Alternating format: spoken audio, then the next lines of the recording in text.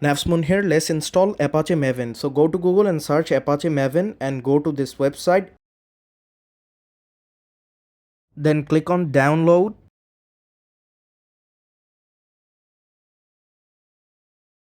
Then click on this second zip file and save it where you want to save it.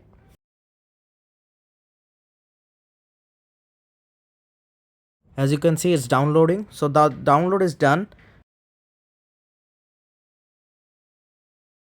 Now extract the file.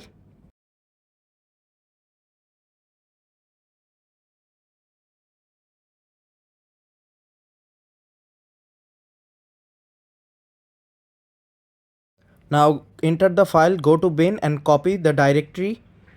Then search environment variable. Now click on environment variables and double click on path. Then click on new and paste the directory. Then click on new. Enter your variable name as Maven underscore home and paste the directory, but make sure to erase this part. Click OK.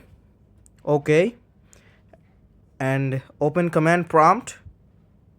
Then write mvn -- versions. As you can see, Maven has been installed. Subscribe now.